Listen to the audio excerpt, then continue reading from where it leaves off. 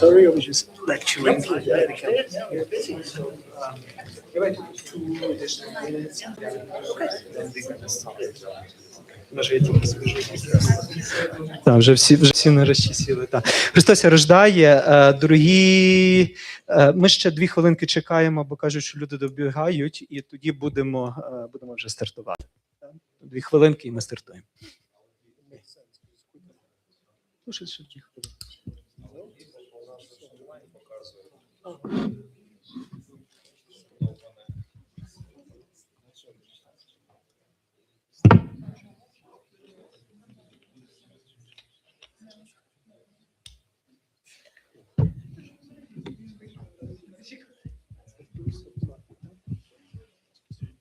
Добре, організатори кажуть мені, що вже треба стартувати, і не 2 хвилинки брати, бо нас ще дивляться онлайн.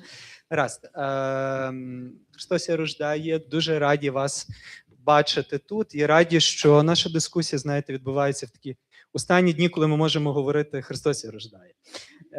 І вже скоро нас чекає стрітення, де ми будемо переходити в нову фазу, в новий діапазон. І мені ще дуже радісно, що ми зібралися тут і говоримо в когорті того, що такого останніх днів святкового періоду. Я дуже дякую всім тим, хто доєднався зараз, і я також дякую всім тим, хто дивиться нас онлайн. Я зараз говорю українською мовою, але наша дискусія, презентація і обговорення буде відбуватися англійською мовою, тому я зараз зроблю переключення на англійську мову. Але хочу сказати, що ми маємо сьогодні просто унікальну когорту спікерів, які тут разом зі мною знаходяться, які також добре розуміють українську мову. Тому, коли ми дійдемо до обговорення, якщо у вас будуть труднощі, то не соромтесь спілкуватись державною. В нас всі тут розуміють державну мову також. Okay, but I will switch into English, so thank you so much for coming here, and thank you, dear colleagues, for finding your time, for visiting Lviv, for visiting Ukrainian Catholic University, and for being with us. For those who are here and who are watching us on the YouTube, I just want to say that we will have today the discussion about the underlying causes of Russian-Ukrainian war and why Russia failed. So this is the name of the book that actually is newly published by the authorship of the two scholars that are present here. And so please welcome. This is Michał Wawrzonek. Michał Wawrzonek is a professor in Poland of the Ignatianum University in Krakow, and he's the author of many monographs on the legacy of Metropolitan Andrzej Szeptycki and on Russia's war against Ukraine, including the Russians' war in Ukraine, the 4 roots of Russian invasion, that he actually co-authored with another distinguished panelist, Taras Kuzio, who is also here. So Taras Kuzio is the professor of the National University of Kyiv Mohyla Academy, and he is also well known here as a co-author and editor of more than 25 books on Russian aggression, on disinformation, and contemporary fascism, including Russian modern fascism, new perspectives on the Kremlin's war against Ukraine, and the book that we are discussing right now. And we also have the pleasure to welcome here the 2 renowned professors and scholars, I would rather say, and we are always saying about Miroslav Marinovich that he is indeed professor of practice. So please welcome here the Miroslav Marinovich, our professor of practice, Ukrainian public intellectual and a founding member of the Ukrainian Helsinki group, the well-known dissident and political prisoner, philosopher, scholar of practice, and the advisor to rector of the Ukrainian Catholic University. Thank you for being with us. And finally, a great pleasure indeed, a person who is connected with Lviv due to his professional career. Please let us welcome Paul D'Aнієрі.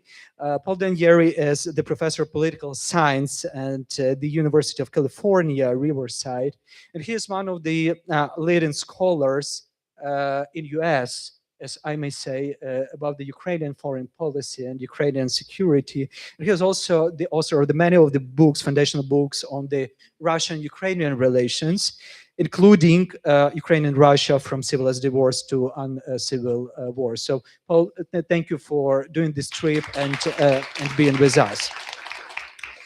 So today's discussion actually starts from my understanding of the books. I have a privilege to look through it. I haven't read it perfectly, but nevertheless, a very simple question and demanding question arose. Why this war became possible? A very simple question, yeah? And why Russia failed? Not only military, but politically, morally, and intellectually. So this book touched some of this, I would rather say answers, to try to find these answers. And but it pushed us beyond like very simple explanations. And it pushed us to think not only in the terms of the military, not only in the terms of the weapons, not terms only of the borders, interests, or alliances. I would rather say that when I see this book, so it touched me to look much more deeper and see more deeper layers. How Russia constructed Ukraine as its problem. So that was the question that actually arose in my head. So I would like to refer to the different aspects of this program, and I would like to ask my dear colleagues, panelists who are sitting here to reflect on these issues. I would like to ask you to be like a little bit like to have 10 minutes for your answers, to leave the time for our discussions. Like the international one recognized by the international law, 10 minutes. But I'll try to be not so strict about that. And then we'll have the discussion with our colleagues. So let us focus on this understanding of how Russia constructed Ukraine as a problem, as an enemy, as a danger. So this would rather the discussion about the ways how Russia legitimized this violence, and about these narratives that were created, and about the moments that these narratives became a doctrine, and actually how it collapsed with the Russian development reality and brings Russia to this aggression against Ukraine and many other nations. So I would like to start and begin with the narratives, with the ideology, and because when we talk about wars, we usually require not only enemies, but stories. And the stories that justify this violence and sell this violence to the society and make this violence a new normal. So I want to refer to Taras Kuzu. So in your work, you actually describe some points of that, what I'm talking about, how the contemporary Russia is operating within a form of the modern fascism, and how it's legitimized this violence. So how did Russia political disclosure succeeded in this framing of this aggression as defense, as imperial domination and anti-colonialism, and a war as a moral necessity? So why were this narrative persuasive not only for Russians, but why they tried to push it also in different parts of this global war, and especially they found to be really successful in the so-called the global south? So please. You can take mine and I will grab yours. This is a very important and interesting question. Why is it important? Because we have to understand that, well, on the one hand, as Paul shows in his book, that Russia has always had a problem with Ukrainian independence since 1991. This didn't begin just a few years ago.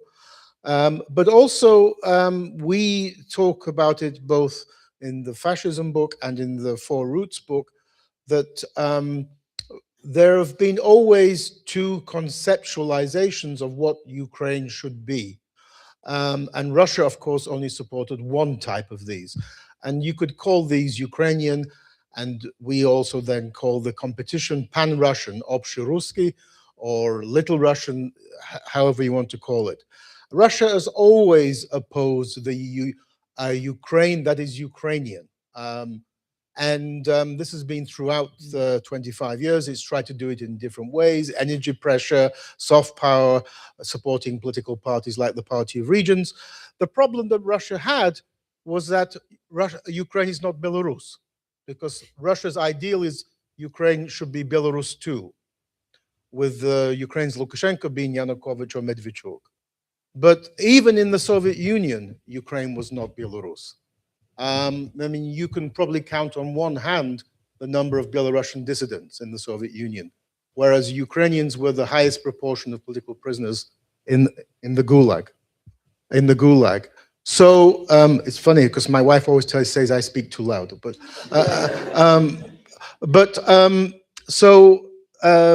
Ukraine was never going to be Belarus in the Soviet Union or post-Soviet era, but that was Russia's goal.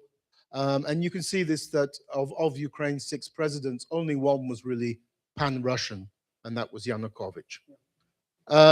So 5 were not.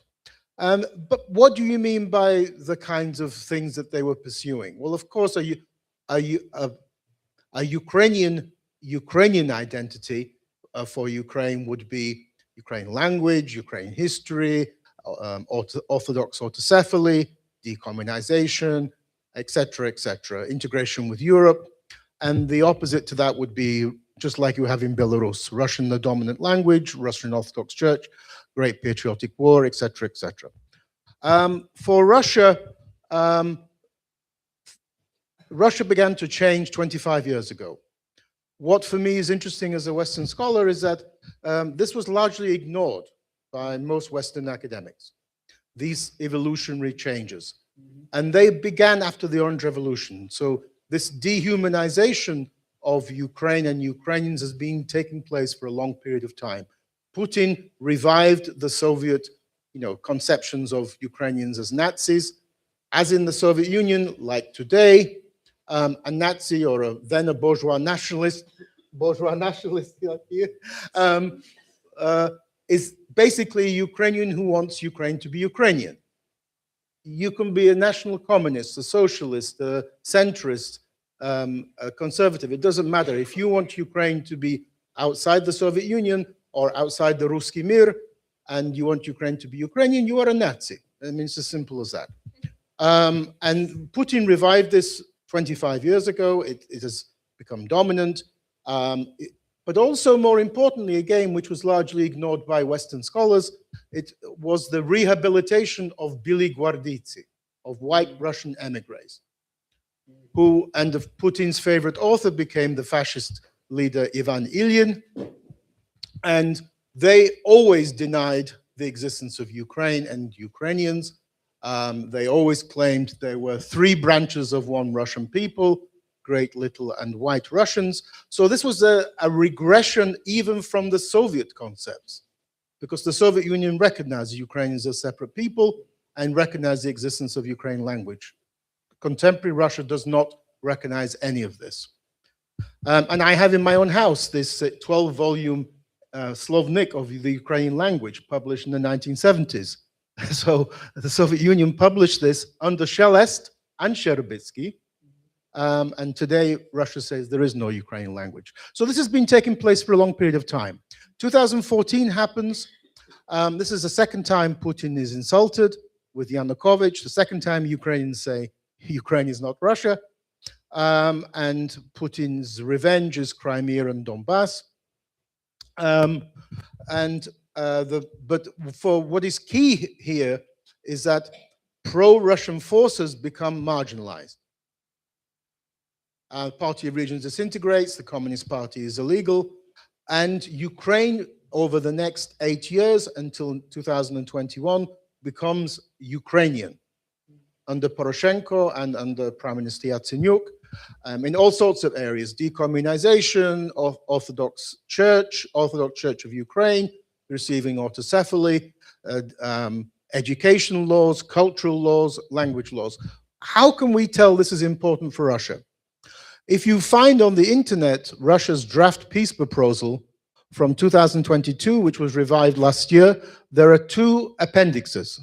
One appendix has a list of legislation which Russia demands Ukraine repeals. And this is all legislation dealing with education, culture, language, religion, etc., memory politics.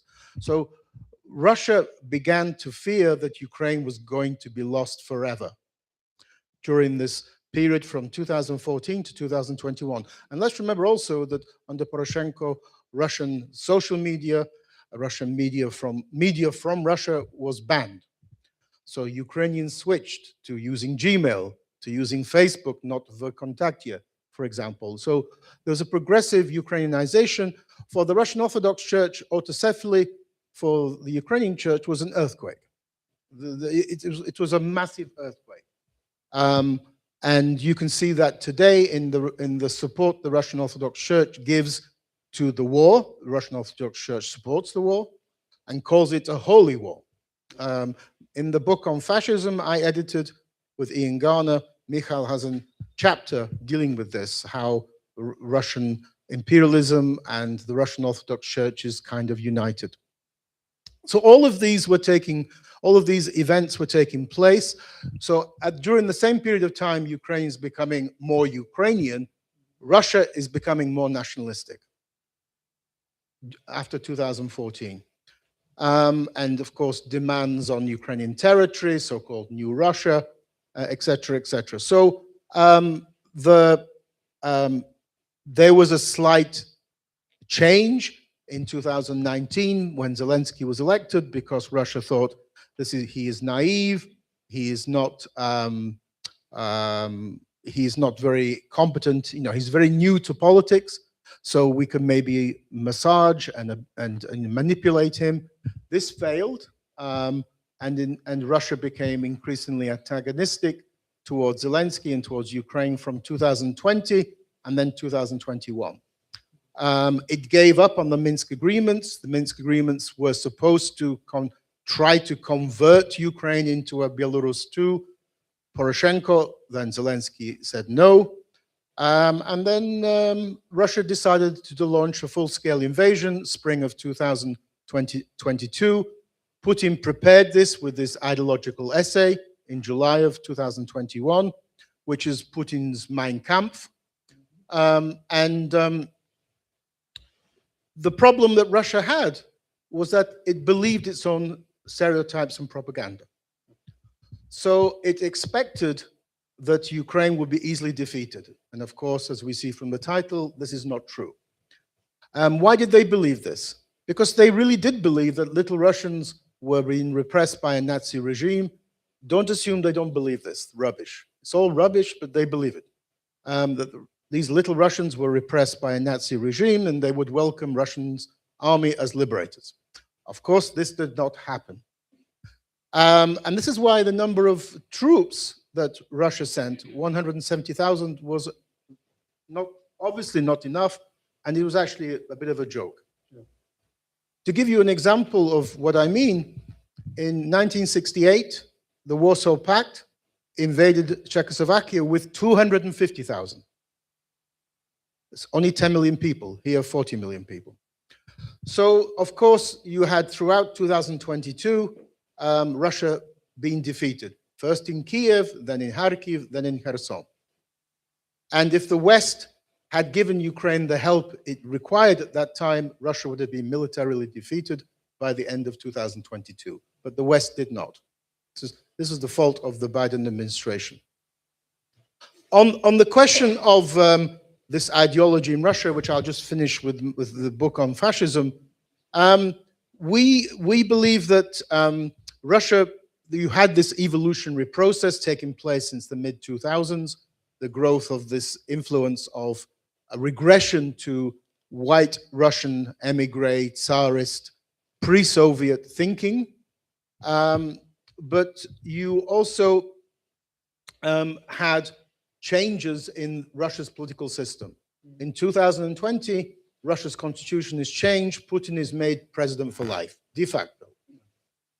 So Russia goes from a collective leadership to a dictatorship. It becomes a fascist dictatorship. And internal repression and external aggression are united together. Today, Russia has more political prisoners than post-Stalin Soviet Union. Can you believe this? And this is on top, of course, of the cult of Stalin. Can you imagine if a former Gestapo officer would become Chancellor of Germany and he would launch a cult of Adolf Hitler? Well, in Russia, we have a former KGB officer who is doing a cult of Stalin. What's the difference?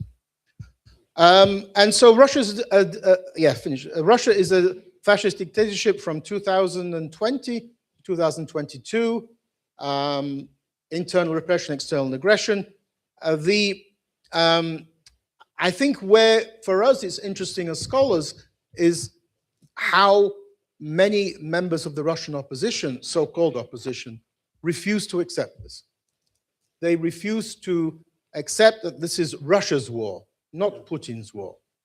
So Alexei Navalny's widow refuses to say this is Russia's war. She says this is Putin's war. This is not true. But there's a kind of refusal to accept what has taken place in Russia and how this fascist genocidal discourse is dominant in Russia. You cannot watch this in Ukraine except on maybe Twitter or social media. You cannot watch Russian TV. But every day on Russian TV, there is fascist genocidal discourse. Murder, kill Ukrainians. And genocide is taking place in occupied Ukraine. And this is supported by the Russian Orthodox Church as a holy war I've mentioned. My final question I'll say, the chapter we wrote in the book together with Ian Garner, we look at the example of Mariupol. For us, this is a clear example of Russian fascism. The destruction of something, and then on the ashes of this destruction, to rebuild a new Russia. This is just classic textbook fascism. Destroy Ukrainian Mariupol and rebuild Russian Mariupol as the engine for the rebirth of Great Russia. So Mariupol is, for us, a clear example of that. So we should understand this changes in Russia did not happen recently. They have been taking place evolutionary for 25 years, since the mid-2000s, and the Russian Orthodox Church and the Russian people are solidly behind this. Thank you. Thank you so much, Dr. Kuzev, for pointing out this. And I just want to echo, because I think it's quite important that you notice that this dehumanization inside of Russia, they didn't happen like overnight. So it was a process. It was a part of a political process. And actually, with the dehumanization of Ukrainians, we should remind ourselves that before Ukrainians were Georgians, then were Chechens, and many other nationalities. So this comes to the idea that actually that this is some of the feature that contemporary political Russia possess concerning the others and nations. And dehumanization always comes before genocide. Yeah, this is one of including in the Holodomor, in the Holocaust, always. Yeah. You dehumanize, so you are not human anymore. Yeah. It's easy to kill you. Yeah, absolutely. And that brings us to the understanding that this is much more deeper than just political pattern. Mm-hmm. So this is much more deeper. This could be like a social or whatever, like historical pattern. And I want to frame it like in the long distance. So I actually want to address to Michal, and ask you. So you're touching this point, yeah. So you're analyzing, and in your analysis of the roots of this war and this invasion, you actually touch this idea of the imperial legacies and bring in once again the idea that this is not only the feature of the present political construct, it's something more deeper. So, so how did actually Ukraine gradually move in Russian political thinking and in our Russian social thinking from being just a neighboring state or or whatever, or being the part of the former empire, to being actually the civilizational mistakes that Russia should destroy to be alive. So how can you show us how this concept arose? Okay, so as we are assuming with Taras in our book, the main drivers of the Russian thinking on Ukraine are imperial nationalism, nostalgia, and xenophobia. And I will stop a little bit on these notions now. So imperial nationalism is an extreme form of nationalism fused with imperialism and revanchism. It is related to revival and promotion, as Taras has already said, white Russian ideas, writings, and ideologues. They are spread among the Russian elites and Russian people as a justification for a denial of the existence of Ukrainian people distinct from Russians, and the belief that Ukraine was an artificial construct and puppet state of the West. Secondly, as for nostalgia, this is a quasi-religious promotion of the Great Patriotic War, personality cult of dictator Stalin, and revival of the Soviet era propaganda against so-called Ukrainian nationalists and Nazis. And xenophobia, it is in the case of Kremlin, is linked to Ukrainian identity and Kiev's desire to break free from Russian control. This xenophobia is based, I think, on two pillars. First is denying the existence of a Ukrainian people distinct from Russians, and secondly, it is anti-Western phobias fueled by conspiracy theories.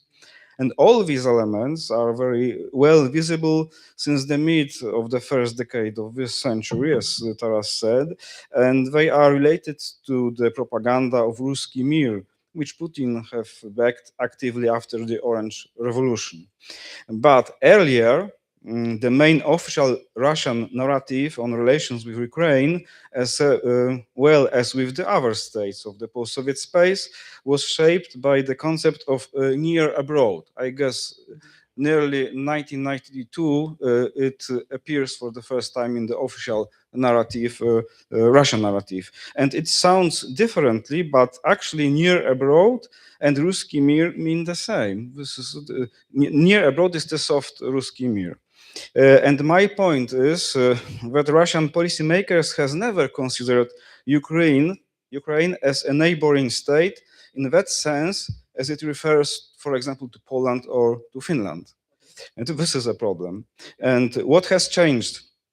The aim to change a status from being a part of the near abroad to being a neighboring state emerged finally among the Ukrainians and the Ukrainian political elites.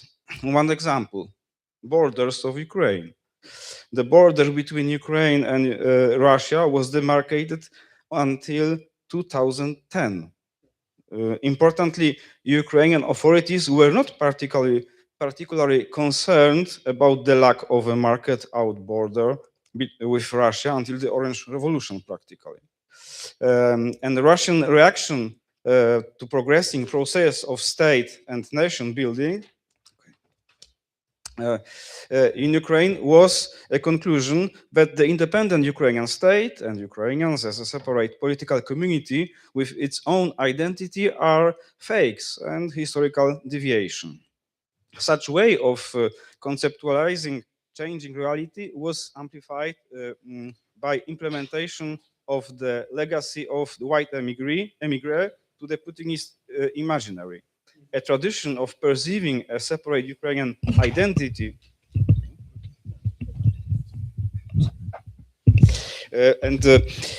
a tradition of perceiving a separate Ukrainian identity as a product of an external incursion, Polish or Austrian, is anchored in the Russian mentality back to the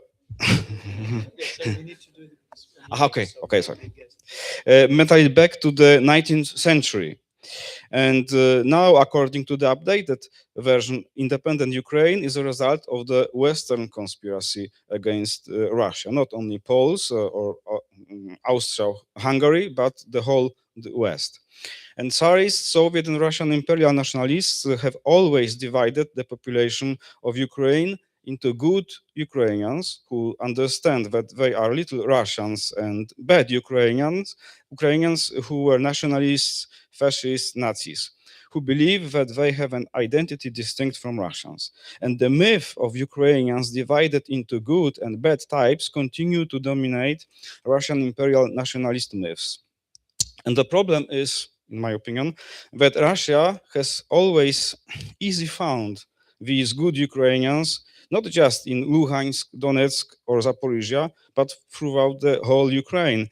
And this is true even as Russian troops massed around Ukraine's border in 2021 and 22. And we described one of the examples of such good Ukrainians who were very, who wanted to very actively participate in cooperate with Russia under such circumstances.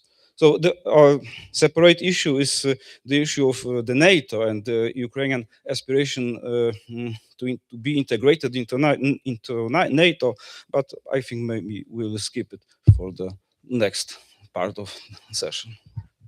Yeah, thank you so much, dear Michal, for stressing it, and I think that's really important. So we understand how the political agenda and how the imperialistic agenda or constructs that were inside of the Russian thinking, they do structure the societal knowledge. So in the political science, we usually understand that this is a direct influence on from the political conceptualization towards the societal knowledge. If only society doesn't resist. If only. And this case actually bringing me to understanding that there is something deeper, because society does not resist in case of Russia as a whole. There are some of the elements of that, but nevertheless. So why do you have that happens? Is it a crisis of values inside of the Russian society, or this is a moral self-understanding, or do we understand that actually the Russian society was irresistible in any case to the political propaganda? And I want to hear to Pan Miroslav Marinovich for comments for that. Let me start with the statement that might look rather strange for many of you. I do not subscribe to the view that the Russian people are criminal by nature. God doesn't create criminal peoples, just as he doesn't create criminal individuals. However, both individuals and entire nations can become criminal. This happened to the German people in the mid-20th century, and it has now happened to the Russian people. During the period of dissident struggle, the moral capital of Russian dissidents was very high. Names such as Andrei Sakharov, Sergei Kovalyov, Viktor Nikipelov, and lawyer Sofia Kalistratova have become part of the spiritual treasure trove of that period. We must not forget about that. After all, Boris Yeltsin himself came to power largely on the basis of this moral capital. And at the beginning, in Belovetskaya Pushcha, there was an idea that violence is not needed, that Ukraine is so tightly connected to Russia that we will give independence to Ukraine and it will not survive as a separate nation. Half a year later, they will ask us to accept us back to the Soviet Union. So we will look great. It will not be imperialistic occupation. It will be, we will meet the desire of Ukrainian people. This was very simple idea behind Belovetskaya Pusha. But this moral capital was finally and literally shot down in 1993 during the shelling of the Moscow White House by tanks. Then the fate of Russian history took its course. The interests of preserving statehood and in fact preserving authoritarian power once again prevailed over moral arguments. The same logic guided Putin. Yeltsin's slogan with which he addressed the subject of the Russian Federation, namely, take as much sovereignty as you can, initiated disintegration processes, and an experienced KGB officer could not help but feel the threat. The Soviet Union was an empire only camouflaged as a union of fraternal peoples. Russian statehood was and remains imperial. A Russian nation state has never been formed in Russia. Russia's national idea is the expansion of its territory with Siberia and other territories. For Putin, even the collapse of the USSR was the greatest tragedy of the 20th century. So he could not allow the Russian Federation to collapse as well. Not only that, he felt in his gut that the Russian people shared his imperial instincts. For these people, as I have already said, preserving statehood has always been a higher priority than the logic of moral justice. And preserving statehood means first and foremost preserving the empire. This imperial instinct is particularly evident in the Russians' attitude toward Ukrainians. I personally saw on television during a demonstration in Moscow during Yeltsin's time, a demonstrator with a banner reading, Yeltsin, make the Khokhly feed Russia. Khokhly is a derogatory name for Ukrainians. For the Russian elite, Ukrainians are a rebellious people who must be kept on a tight leash. Therefore, Putin's current attempt to punish the Khokhly fully meets the expectations of many Russians. Without Ukraine, Russia loses its self-assigned right to claim the ancient Kiev heritage and turns into Muscovy. Moscow can derive its statehood from the statehood of ancient Kiev only if Kiev is included, is within the Russian Empire. So you are right, all this leads to the formation of a value system where domination is framed as responsibility and violence as moral duty. Worse still, if Nazi ideology was a political ideology, the modern ideology of the Russian world is essentially an imperial ideology created by the Russian Orthodox Church. This fact doubles the responsibility of this church because instead of spiritually healing the faithful and protecting them from sin, it directs them toward a terrible crime. This crime weighs so heavily on the karma of Russians that without mass moral repentance, they will simply fall out of future history. This is my understanding.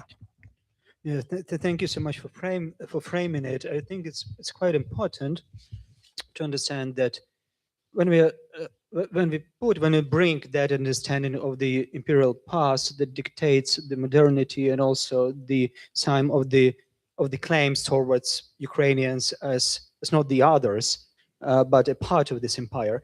But when we have like the different institutional structures that were called to limit it, I mean, mentioned church, that used to be one of the moral guidances. We can also brand a name like universities or education itself that should also limit like the aggressive instincts of people over the policy, bringing people more to the idea of civility that actually in the case of Russia that breaks.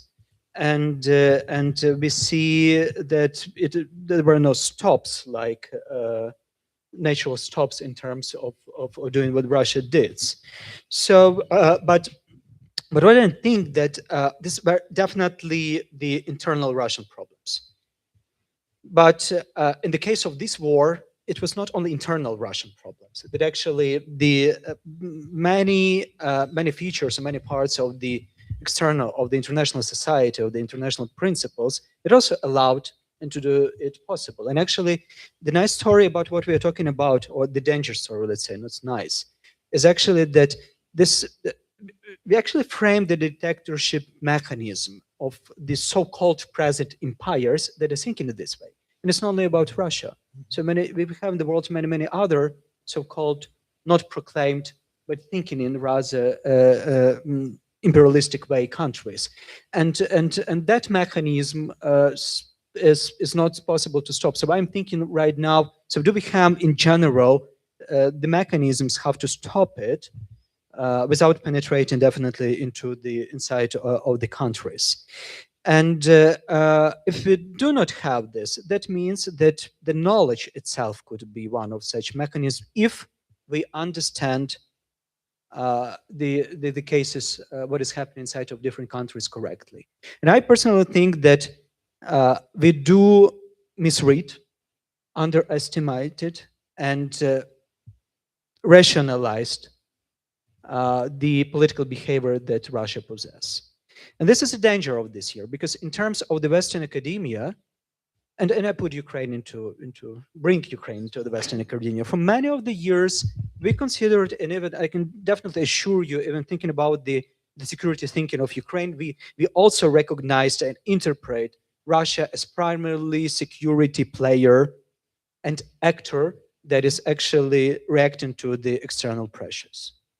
So, but how did this way, it's actually limited our ability of understanding what is Russia is about. And I want to address this question to you, dear Paul, not only the expert on the Ukraine-Russia relations, but also as the scholar of international politics, of international relations.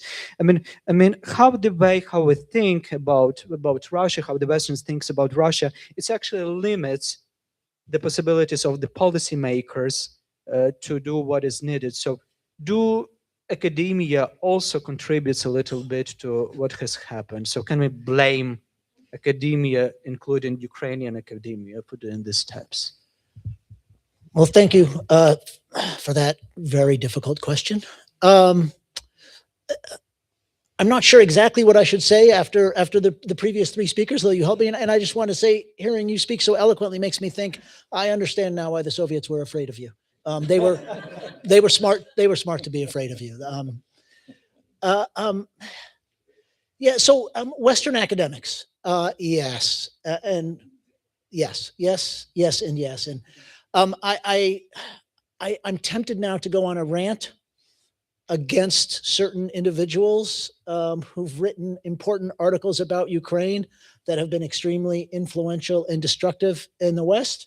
But rather than doing that, let me try to make a broader argument about the international dimensions of the war that hopefully will implicate them, if not by name, in every other respect. So first, I do agree with, I think, just about everything that my colleagues have said so far. And I just want to stress 2 points that I very much agree with. First is, thank you. First is, Russia there was never a period in the post-1989 or post-1991 world in which Russia accepted Ukraine's independence and separatism. In my book, I started in 1989, before the collapse of the Soviet Union, precisely to show that in fact the putsch in 1991 was aimed in part to prevent the signing from a union treaty, which the putschists thought gave too much autonomy to Ukraine within the Soviet Union. Moving on from that, 1993, you're spot on about the importance of 1993 and what it showed. And I would simply add two things. One is, so Yeltsin had the parliament shelled, wrote a new constitution, had a referendum on a new constitution, and an election for a new Duma. And the winning party in that election was the so-called Liberal Democratic Party of Vladimir Zhirinovsky. This was a pretty free, pretty fair, although a bit of a free-for-all election. And the Russian people chose Zhirinovsky's party. Yeltsin's party came second, and the Communist Party, the Reformed Communist Party, came third. This was long before Vladimir Putin came to power and started telling people how to vote. My point is then not to essentialize or blame the Russian people, but to say this is not only a problem of Russian authoritarianism, right? And I don't think we should necessarily believe that a democratic Russia would behave fundamentally differently. I think that's a real problem to think about for the future. Now, the international dimension. There's a fundamental problem, of course, between Ukraine and Russia, and we've already talked about it. Over time, there also reemerges a problem between Russia and the West, or between Russia and the United States. And what happens over time that is very unfortunate for Ukraine is that Russia's problem with Ukraine gets merged into Russia's problem with the West. And it becomes a battlefield between Russia and the West. And so Russia then has a double interest in conquering Ukraine. The hope of Mikhail Gorbachev in 1989 was a single European home. And what he meant by that was a Europe that's not divided, but that in which the Soviet Union and subsequently Russia plays an equal role to the West. The states of Europe, when they had the chance to say something about it, had a very different idea, right? It was like, we want nothing to do with a Russian-led order. Everybody wanted to join the West, join the European Union, and join NATO. On top of that, there was this problem in Yugoslavia. And I think Yugoslavia is one of the great underemphasized causes of this conflict. And if you look at where were the missed opportunities, it was Yugoslavia. Why? In 1993, 94, Serbs are massacring Muslims in and around Sarajevo. And the international community finally says we have to do something about it. And Russia starts vetoing all the measures at the United Nations Security Council. And what that does is it says to everybody in Europe and North America, we cannot have a new European order in which Russia has a veto, because we have said never again will there be genocide in Europe, and Russia is blocking our efforts to stop genocide in Europe. And so Russia, the idea of Russia as a responsible veto holder in European security is more or less out the window by about 1994 or 1995 because of Russia's support for Serbian violence in the former Yugoslavia. And I don't think people understood this well enough at the time, what it meant. But some Russian authors at the time did point it out. So what happens? How does the West deal with this catastrophe in Yugoslavia? They have one instrument to solve this catastrophe in Yugoslavia, and it's called NATO. NATO has the organization. It's got the multinational force. They work together. And so at a moment when NATO might have passed from the scene, NATO instead becomes crucial to the future of European security. And then the Czechs, the Poles, the Hungarians, everybody wants in. And so we know the rest of the story. So the thing that Russia has complained about, and by the way, I think it's a complete, what we call a red herring. It's a distraction, a deliberate distraction to say that NATO enlargement is a cause of this war. NATO enlargement was largely caused by Russian behavior. And we need to recognize that. And I don't think the Russians recognize that. Just fast forward, and I'll make a couple more points. The final event in my mind that fuses the Ukraine problem, Russia's Ukraine problem with Russia's post-Cold War security problem is the Orange Revolution in 2004, not so much the Euromaidan. It's the Orange Revolution in which the Ukrainian people say, no, if we have a say in our future, we will be democratic. At the same time, Putin is turning Russia autocratic.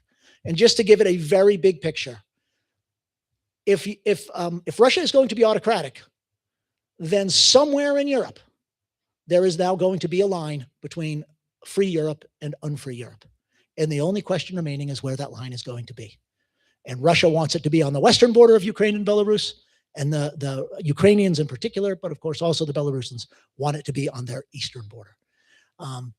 To pick up a point that you made, Russia always assumed that Ukraine would come back, and that if they don't come back voluntarily, well, we'll start nudging them. We'll shut off the gas. When I lived in Ukraine, excuse me, in Lviv in 1993, 94, there was no light in the university building. My apartment was frigid because the Russians kept shutting off the gas. This was in 1993. And so on and so forth. They always thought that it would happen. And over time, they came to realize it's not going to go that way. So to 2013, to fast forward, they say, we're finally going to lose Ukraine to the European Union. We've got to do something to stop it.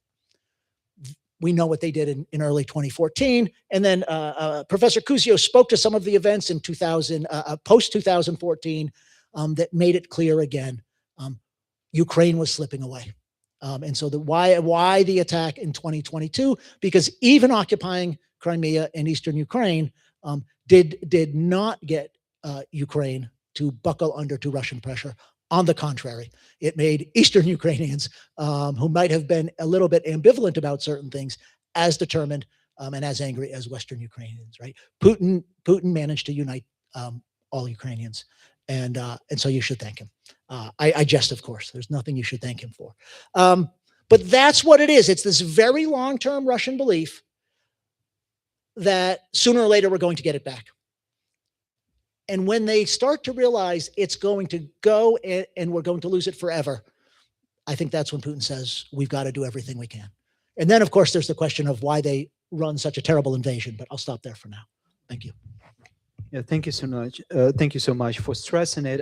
I think that what we usually understand within the hybridization of war, that we have usually the different domains of war, and Russia indeed, you see, if you use what you said critically, that they're implying different domains. I mean, the informational domain, the cultural, so energy, some political ones using the veto in the UN Council as a weapon. So, and they executed it since the beginning of the Ukrainian independence. So it's nothing new in that, but actually that ability of Ukrainians to do the step out of the Russian world to logic actually persuaded them to do what we call the conventional domain and to do the military attack on that. So definitely is a part of the agenda, and yeah. So we are right now in the same conditions of '93 that you mentioned. Our homes are freezing, and we have the cuts of the light, and still it seems for us that this is eternal war that's going to last more and more, and we should be prepared for that. And actually thinking about of this preparedness to the possible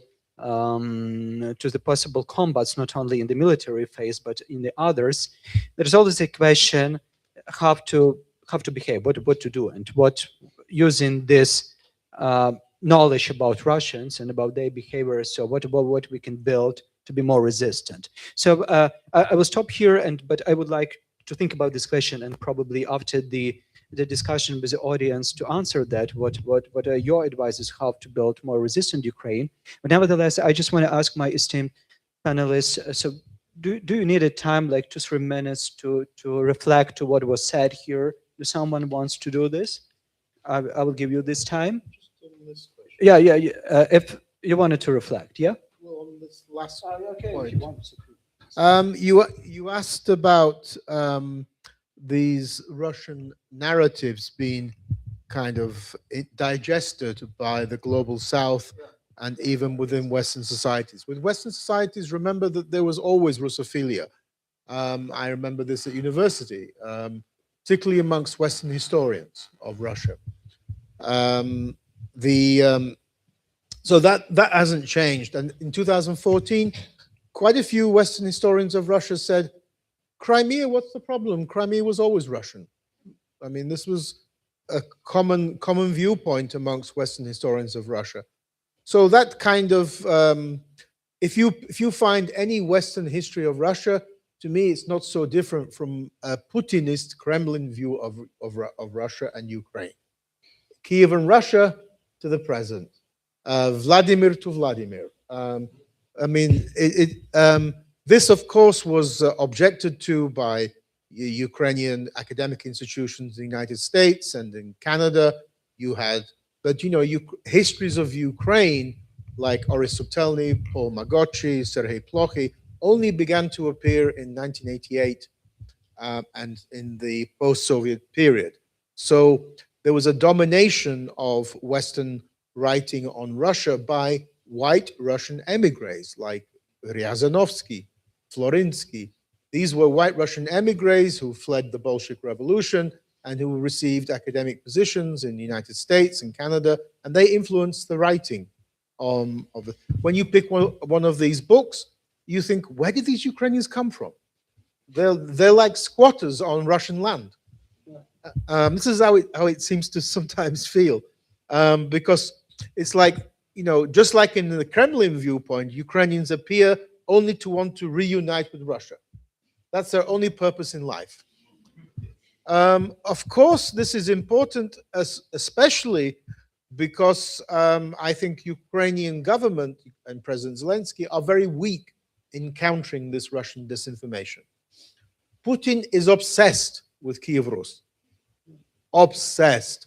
He got even Donald Trump angry in Alaska because he talked about nonstop about Kiev Rus. Tucker Carlson interview with Putin. Half of the interview is about Kiev Rus. And I think both Trump and Tucker Carlson have never heard of Kiev Rus. And Putin always talks about 1,000 years of Russian statehood. There were some, you're right, there were some changes in the 1990s which were positive. Some Russian historians began saying we should separate Ukrainian and Russian history, because if you have a single history, an Eastern Slavic history, an общерусский history, then this denies you Ukrainian identity.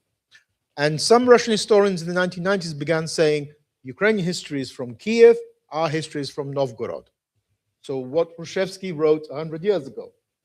Finally, the Russians, but of course Putin threw that away. And he's gone back to imperial kind of history. So this is important to counter. Russia is younger than Ukraine. Ukraine is the elder brother, not Russia. Even in the Soviet Union, in 1982, they celebrated 1,500 years of Kiev. This makes Kiev 600 years older than Moscow. But, you know, Russian propaganda continues. They built a monument to Grand Prince Volodymyr next to the Kremlin in 2016. When he ruled Kiev Rus, Moscow didn't exist. So this is a direct claim on history. In my view, and I think our colleagues probably agree, that history and identity are the driving forces of this war. It's nothing to do with NATO enlargement. Nothing to do with blaming the West. It's history and identity and Putin's obsession with Ukraine. On the global South, I think that this is. I'm not surprised this is having some kind of influence on the global South, but I wouldn't exaggerate it so much. This is partly a product of our own Western hypocrisy. For example, on Israel and Palestine, and on Iraq. You know, we have brought a lot of.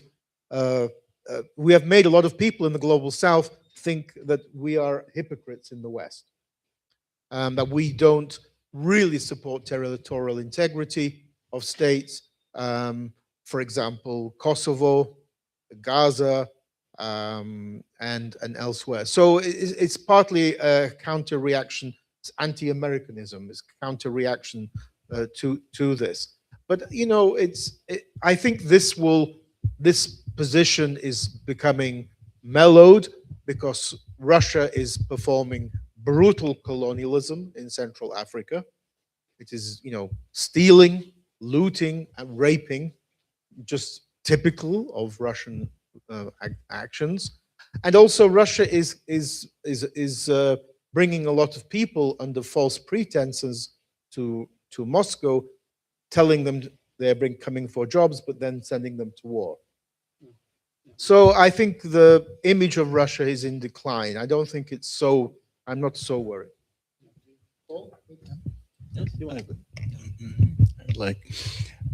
I agree that history is important, more important maybe than other arguments, but what kind of history? You're right that the West considers Crimea as Russian.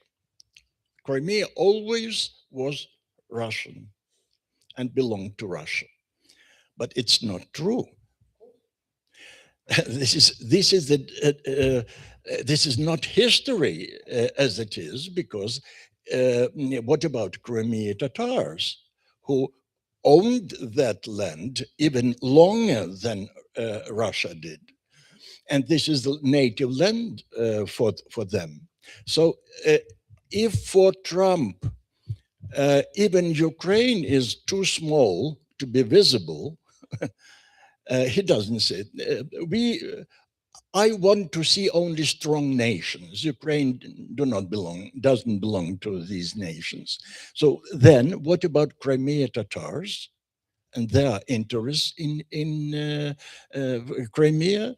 Putin, it's natural that he doesn't think about Crimean Tatars, but Trump doesn't think about that. He simply doesn't see the Crimean Tatars. Maybe I'll just pick one nit with Taras, one argument, which is this idea that we agree that this war is about history and identity. I'm not 100%. I'm not as sure as you are. Just as I think NATO is an excuse, I think a lot of this stuff about history and Kiev and Rus and so on, I think it's an excuse to justify something he wants to do and Russians want to do and Russia wants to do on the basis of just good old-fashioned great power politics. Yeah. We want more territory. We want to be more powerful. Just this idea that more power is better and you get more power by taking your neighbor's land.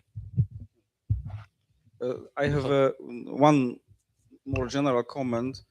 I have to say that I'm a little bit sick of speaking about Russia and hearing about Russia. It is my third day because today before we spoke about it in Krakow, and we go ahead in Kyiv. Also, we will speak about why Russia invaded Ukraine, and we are still a little bit Russocentric. I'm dreaming about the next meeting, which title will be "Why Ukraine Didn't Fail," because this is the story which must be told to in English to the West. For you, this is obvious, but for people in Poland, many of us we understand you very well, but in the West, this is a problem. This is a story to be told, I think. And you can't be more right in that, and I think that this story is being written right now. So I just want to thank you right now, and we are not finishing because it's directly. We have a few minutes to have this discussion with you, dear colleagues who come here. Just a short reminder, who is watching us online using YouTube, so you can also comment and ask questions. I do promise that the most interesting question that you will do, I will send by email to our colleagues and write you back this answer. So don't be hesitant, just write and comment. But we're here in the room, so please, dear colleagues, if you have any comments or questions, just raise your hands. I'll come up to you, and you can ask this. The only I would like to ask you not to speak more than 2 minutes, so this is a maximum. Okay, good. Yep, there is a hand here, hand here. You can ask Ukrainian if you wish. I can ask in English, no problem. Sure. Thank you for your thoughts. It was very interesting. My question is about potential collapse of Russia. You know, there are some debates. Some people say that the outcome of this war will be disintegration of Russia to different parts, and others say that it's just wishful thinking. It will never happen. So what are your thoughts on that? It will be good to hear. Thank you. You're dreaming about that? A great question. Yeah, thank you. I will remind you. Yes, and I also would like to thank for the very insightful discussion, and I agree with your interpretation of the underlying causes of the war. It was very convincing, but still we have the war, yeah, and the question what to do with the war. And my question is about the question why Russia failed, yeah. So I think we can agree that Russia did fail, yeah, in a sense that special military operation, which should have lasted 3 days or 2 weeks, has been going on for years already, yeah. So this is a failure. But then we have another question, yeah. So why did Russia fail to admit, to acknowledge this failure, yeah? So why Russia continues the war, and why it refuses to face reality, yeah?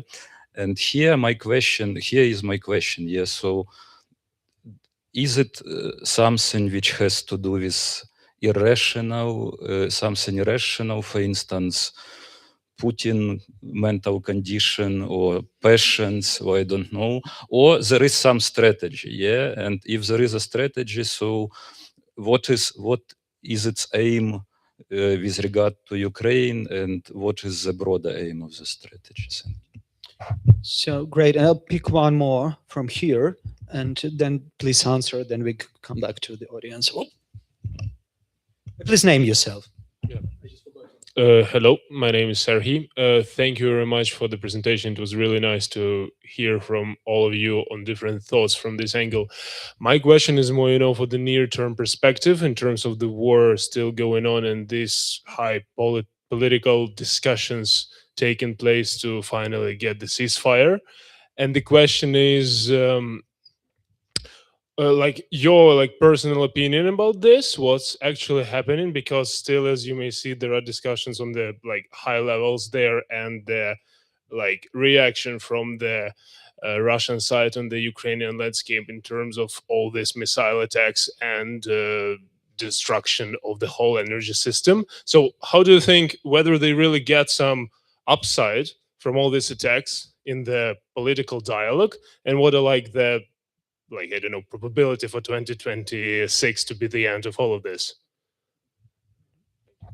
Okay, thank you. So we get 3 questions. The first one was about the Russian disintegration possible. So what do you think about that? The second one, really great, about the knowledge and why Russia fell. So, and what is promoting that they continue to do a failure day by day. And the third one, could we see some peace, or at least the stopping of this aggression of fighting in 2026? So what are preconditions towards the peace settlement, or at least pause? So you're free to pick on whatever you wish, I think. So yeah, you want to start? Good. Let me ask that question about eventual disintegration of Russia. I remember 1991 when President Bush and Margaret Thatcher came to Ukraine, to Kyiv, and appealed to the Ukrainian parliamentarians not to play the nationalistic game and think about the nuclear weapons. what about nuclear weapons? Who will keep these weapons after the collapse of the Soviet Union? This was an attempt to stop history, to stop the natural historical development. It failed. This attempt failed.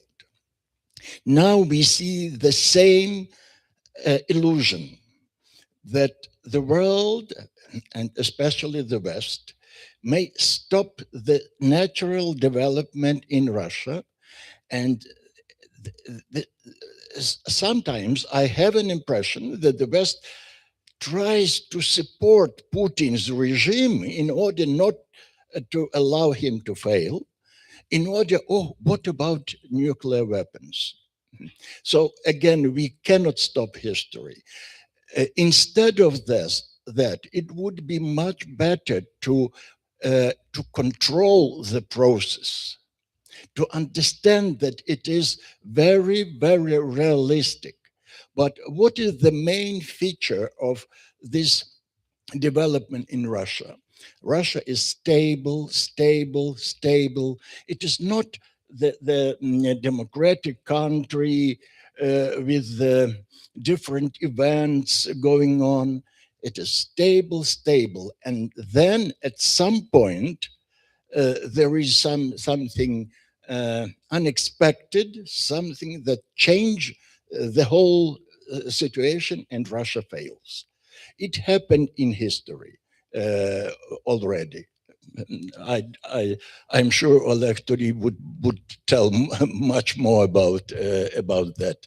So I believe, this is my understanding of the future, that Russia will fail inevitably. I don't know the time, I don't know the moment, but I know the result. I'm smiling because my father, who is from West Ukraine and lived in Britain from 1947, was telling me already 50 years ago that Russia will disintegrate. I'm glad this viewpoint now has come to Ukraine from the Ukrainian diaspora. I'm skeptical. I think that if Putin zdochne, or if there's a coup or whatever, or Putin dies in some way in Moscow, then three or four things will happen. Firstly, Chechnya will declare independence because Kadyrov, his clan, will fear other Chechens.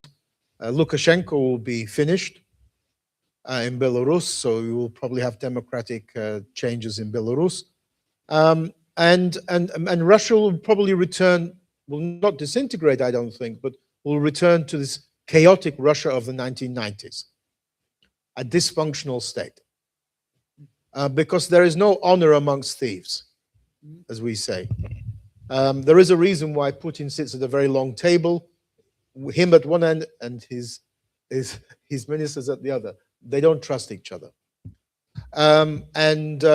So if Putin goes, they will be fighting amongst themselves for who will take over Russia.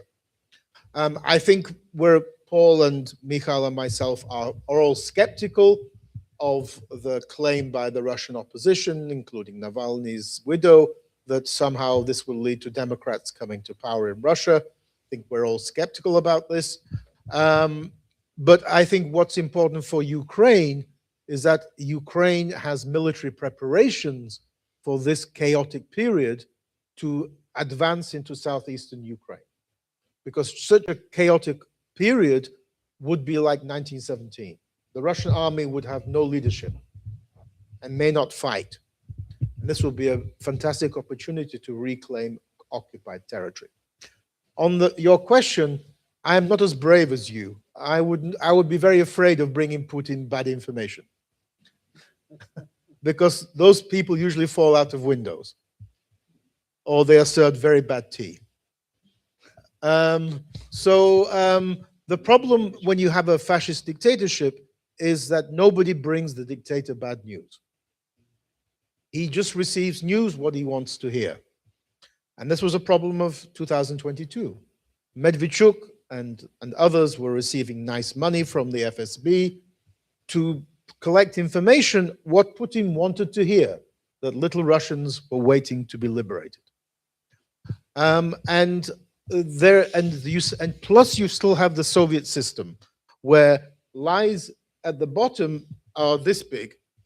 They go up like this, and by the time they reach Putin, the lie is this big. Okay.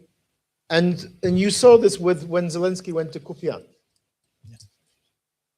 By the way, that commander is, sorry, you saw this when Zelensky went to Kupiansk, because the commander, Russian commander who told Putin we have liberated Kupiansk, is now no longer visible. He's probably fallen out of a window as well.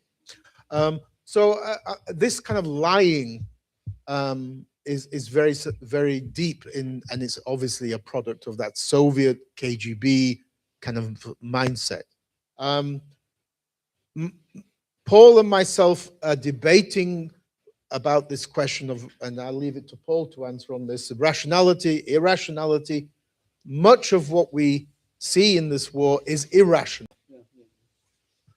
But maybe that's because we are rational, and we are exporting our rationality onto a very irrational fascist dictatorship, fascist imperialist dictatorship.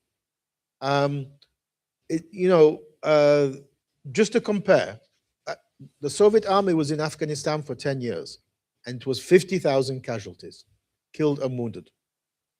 The Russian army is in Ukraine 4 years, 1.2 million. I mean, this is totally disaster. What we do, one way, and I finish on this question, one way to explain this has to be that in the 1980s, communism was dead. Nobody believed, even Russians did not believe in communism in the 1980s. They did not want to fight for Afghanistan. Today, we have Russians who have been zombified for 20, 25 years, and zombified against the West and against Ukrainians. And they are going to fight for Mother Russia.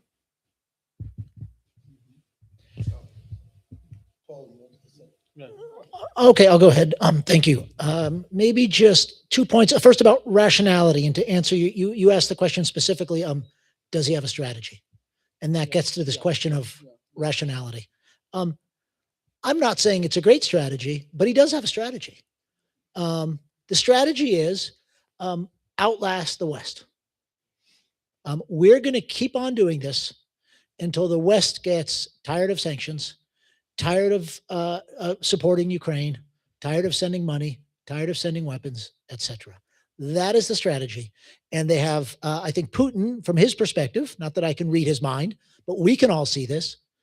He's got many, many examples of the West, the United States, having very good principles until they become kind of costly and then not worrying so much about them. So that's the strategy. It's a strategy of winning a war of attrition, not only in personnel and machinery, but also political will.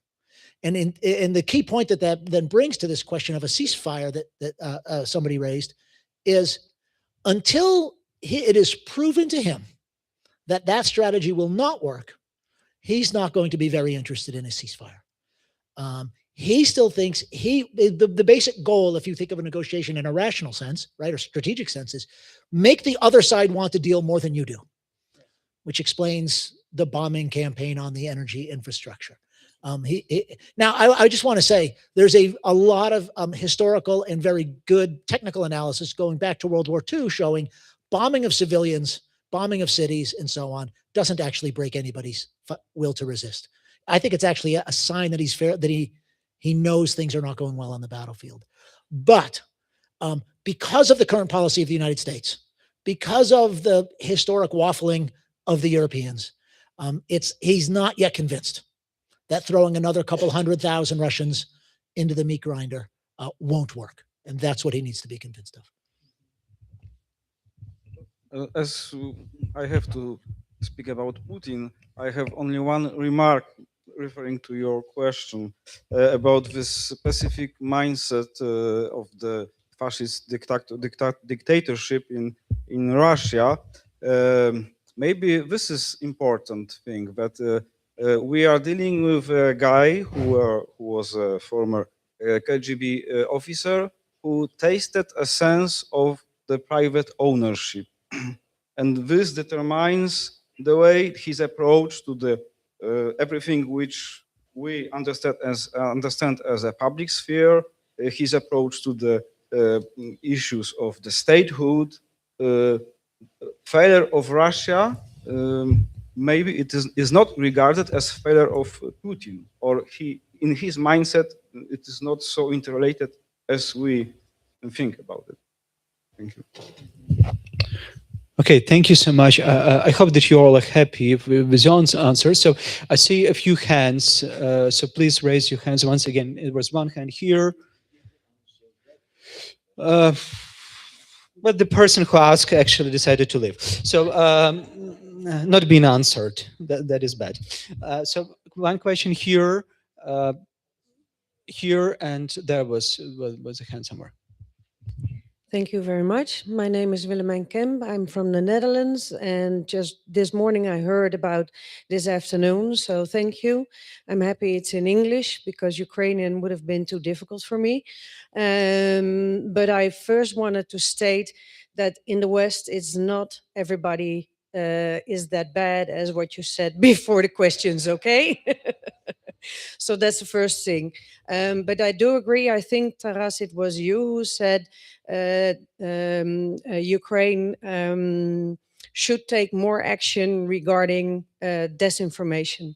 I agree with that. I'm doing research on the topic of religion, the significance of religion on the morality of Ukrainian military. And I've also spoken with Ukrainian military, that I thought, well, I don't know that the things that you say right now, if it's correct or even disinformation. So I also think it's not only something Ukraine should do towards the West, but also within Ukraine itself. So that's also one thing I want to say. But I do believe there should be more focus on sharing the right information in the West and for the Western people. I also have one question, because in the beginning, Taras, you said it was Biden's mistake that in 2022, Ukraine did not kick out all the Russians. Did you mean a situation before the Starlink episode in Kherson, or do you mean that one? Because that was Elon Musk, I think. Thank you. Here. My name is Sviatoslav. Professor Paul D'Aнієрі noticed that Russia involuntarily has succeeded in uniting the Ukrainians that is unprecedented in Ukrainian modern history. But among the researchers, among the different experts, I heard often such a threat that this cannot be inevitable, that Ukraine can go through the same scenario as Georgia after 2008. How can you explain this? Is it possible that some pro-Russian forces in Ukraine inside will take some revenge, and that they could really take control over the mind of Ukrainians and make Ukraine to be maybe satellite or perhaps obedient to Russia's interests? The third one? It will be really costly when I sit here. Okay, so we have two questions, and so the first one was remember, yeah, the first one was there's a long comment, and then the question was specifically to Professor Kuzi about Biden, yeah, and then the question about the Georgian scenarios of referring to you, but please you can also join that. The Western countries were divided always into two groups, primarily. One group, which you could call radicals, included the British, Poland, 3 Baltic states, and 4 Nordic states. They also openly said they want Russia's defeat. There were other countries like France, Germany, and Biden's United States who never said this.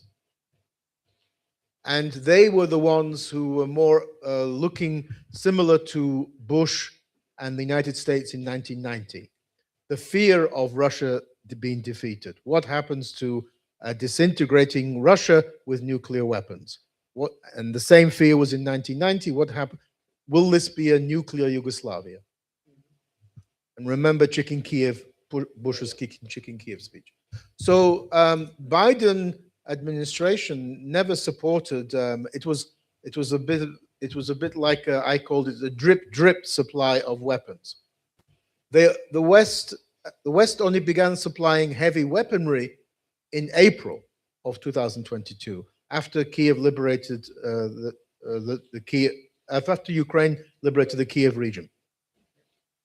The Pentagon and Western governments had the same view as the Kremlin, that Ukraine would be quickly defeated. This was a failure, a massive failure of Western so-called experts, because they're primarily Russophiles. They didn't understand. They believed, instead of questioning Russia's so-called military reforms, they never understood that Russia is a mafia state. And this is the first time this was stated was in 2010 by the US government itself. So 15 years of a mafia state. You had this in the end of in 2022. Russia did not have 3 things which it had in 2023. Didn't have a large mobilized army. This only began at the end of 2022. Then there was 170,000 Russian troops in Ukraine. Now there's over 500,000. Russia began laying minefields throughout the occupied territories, which led to the failure of Ukraine's offensive in the summer of 23, and building these so-called Surovikin lines, the fortifications. So the West allowed Russia to basically mobilize, lay mines, and build fortifications between the end of 2022 and the middle of 2023, which led to the failure of the offensive.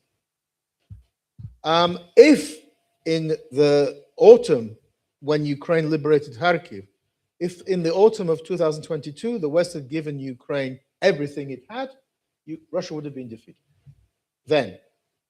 But by 2023, this became more difficult. And by 2024, we had this attritional warfare.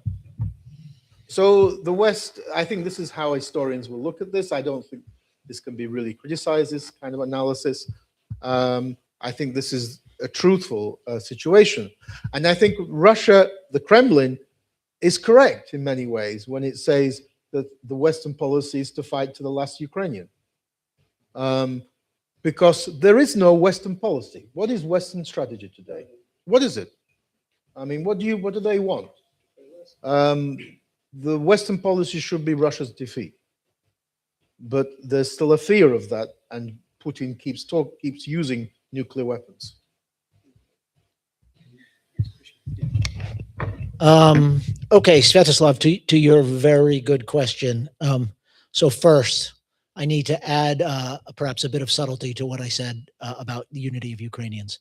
Because, of course, Ukrainians have actually always been much more unified than anybody recognized.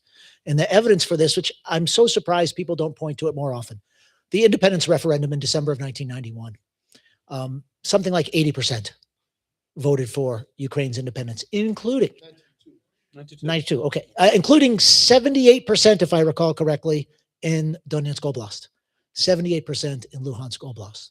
The only place where it was even close was in Crimea, where I think 54% voted for independence. So Ukrainians, and this is part of why Russia failed, because everybody has always, even I think Ukrainians themselves, have always underestimated, not necessarily how unified Ukrainians are on day-to-day politics, but even the so-called pro-Russian Ukrainians, and I think that's a terrible term, let's say Russophone Ukrainians, Eastern Ukraine, whatever we thought they were, almost all of them still never doubted that they wanted Ukraine to be an independent state.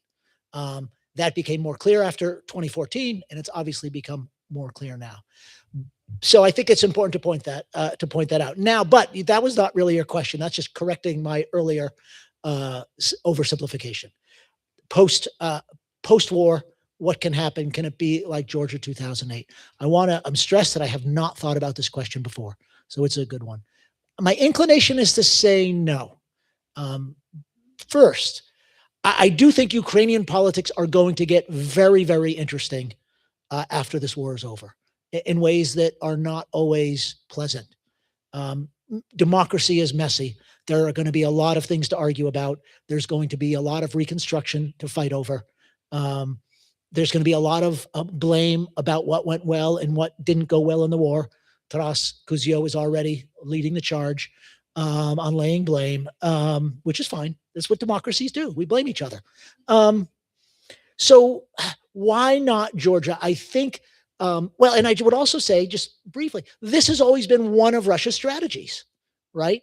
Is get our guy in charge in Tbilisi, get our guy, it's always a guy, in charge in Kiev, right? And in Kiev, of course, it's always failed. And I think one thing that makes Ukraine different from Georgia is simply the size and scale. Much, much harder to have a single billionaire more or less take over the country politically and economically. And this is a case where I think size does matter. That being said, I'm glad you raised the question, because I think we probably need to think more about it, because while my instinct is to say no, I'm not sure my answer is going to be very convincing to anybody. So thank you.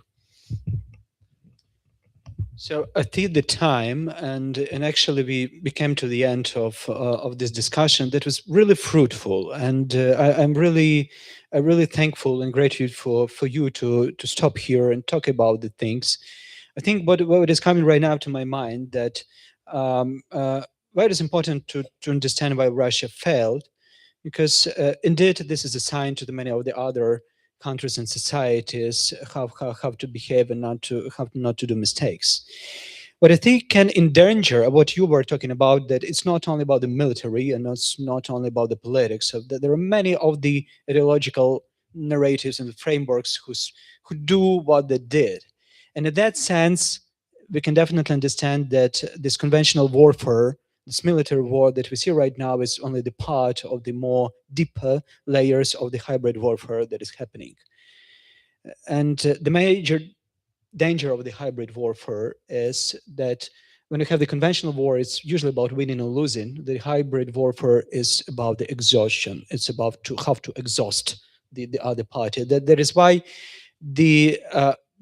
Michal, your question why Ukrainians succeed is only about Ukrainian army and Ukrainian people who are doing enormous things, not leaving a chance to Ukrainians to be exhausted by our enemy.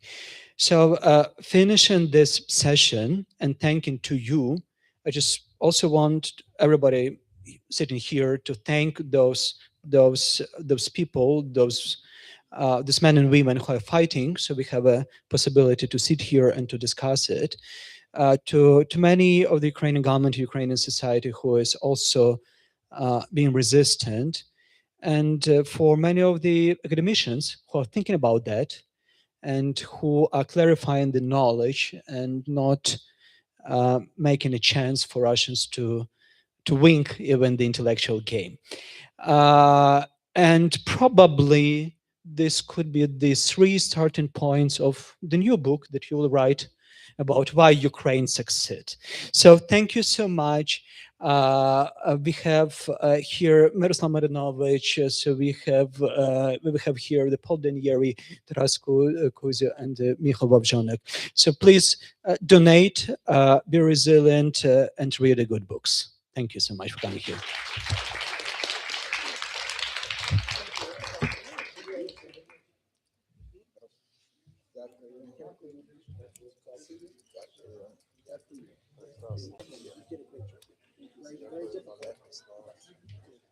Все вдалося.